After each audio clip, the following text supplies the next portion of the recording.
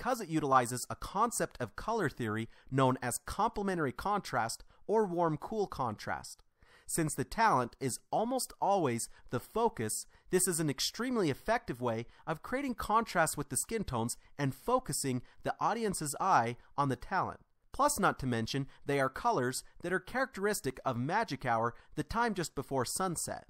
So whether you love the orange teal look or deplore its use, I guarantee it's not going away anytime soon because of its popularity and because it's one of the most effective uses of color contrast with skin tones. Of course, some of this look is created with wardrobe, lighting, and set design, but in this video tutorial, I'll share with you a couple different ways to create the orange teal look or variations of it in Resolve. The idea is to use a color palette that contrasts with the skin tones. This can be done with cool shadows, warm highlights and skin tones, or a new variation where the entire scene is cooled down except for the skin tones which remain warm. I have an example here from the short film Ascend that was shot raw on the Blackmagic camera. Under the camera raw settings, the color space and gamma are set to BMD film. As a good starting point in the first node, I'm going to apply the Blackmagic film to Rec 709 LUT. There, that's looking better. Now I'm going to apply a primary color correction to expand the contrast. Give me just a minute here. And now we can begin creating the orange teal look. Starting in a new node, I typically will create the look using the Curves editor. The reason for this is the Curves editor allows us to add teal to the undertones while still preserving the blacks. If I were to just push blue into the shadows using the three-way, you'll see that it raises the blue channel and our blacks are no longer clean. So instead, using the Curves editor, we'll place a point near the bottom of the curve to pin our blacks. Then above that, we'll add another point for the undertones, and one more right here just as we're starting to get into the midtones. This will confine our correction to the undertones or the area just above absolute black and just below the midtones, leaving our skin tones mostly unaffected. Now we'll ungang the curves, and we'll make our correction by pulling down on this point in the red curve. You'll see this is pushing cool colors into the undertones, while still leaving the blacks alone. It's a little green for my taste, so in the green curve, I'll pull down on the same point just a little to subtract the green. Also, by the way, we can use the vector scope to assist us in nailing the complementary colors. You see, as I move the green around, we can see it change. And what we're going for with complementary is to see the trace on the exact opposite side of our skin tones, which are right here. When we have a straight line here, we have complementary colors or warm-cool contrast. Okay, so that's the first part of the orange teal look, and we're actually already looking pretty good on the skin tones and highlights, but to add even more orange in the blue curve, we'll simply pull down on the top part of the curve. Then I'm just going to move these other midpoints around until I get more orange in the skin tones. This takes a little bit of finessing and playing around with it until we get the color we desire. There, that looks good. Let me toggle this node on and off so we can see what we've accomplished. Okay, so there's your basic orange teal look. To push it even further, I'd like to add contrast after the color treatment because of the effect it will have on the colors we've pushed into the image.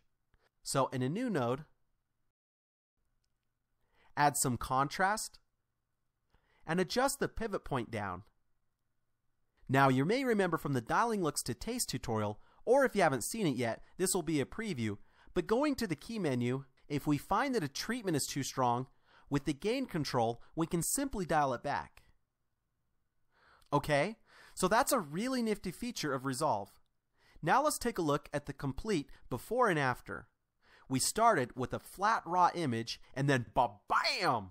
We have the graded orange teal look. So that's just one way to create the orange teal look and the way I prefer to do it, but play around with it to see if you can come up with other unique ways to create the look. Alright, now there's one other variation of the orange teal look I'd like to demonstrate where the skin tones remain orange but the entire scene is cooled down. To save what we currently have and to create the look in a new version, I'll go to the color menu and then down to add version. This will save our current grade as version 1, and moving forward, anything we change will be saved as version 2. So to cool down the scene, I'll go to the node with the color treatment, move the top point of the blue curve back up, and then going to the three-way color wheels, I'll push generous amounts of cyanish teal into the highlights. Now that's really affected our skin tones, cooling them down, so to get them back to orange, we'll need to perform a secondary isolation on just the skin tones and warm them back up. In order to have a clean sample to isolate the skin tones from, I'll add a parallel node by going to the Nodes menu, then down to Parallel Node. What this does is it bypasses the treatment we've applied and gives us a clean sample from the first node to key from. So turning the highlight feature on, see there's the clean sample, I will isolate just the skin tones.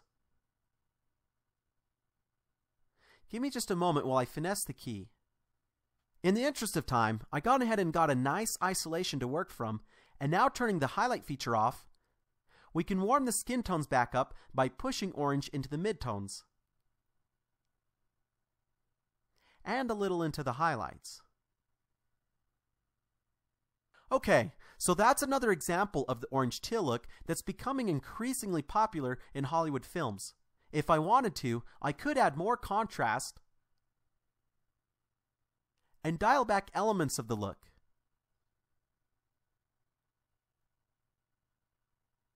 There, that's not quite so extreme, but keep in mind the orange teal look is an extreme look. Here's the final before and after. I think it's a really cool look. And here's a comparison with the previous version. In summary, like it or hate it, the orange teal look is here to stay, so I hope this tutorial has given you some ideas on how to create it. My personal opinion is I like the orange teal look because of its effective use of contrast with skin tones and the use of warm-cool contrast, but just like with anything else, I think that it should be used in moderation.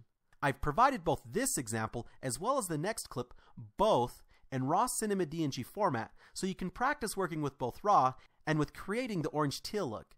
You'll see in this last example that I've created both versions of orange teal, and looking at the before and after, you'll see this is going to be a fun file to work with, so enjoy.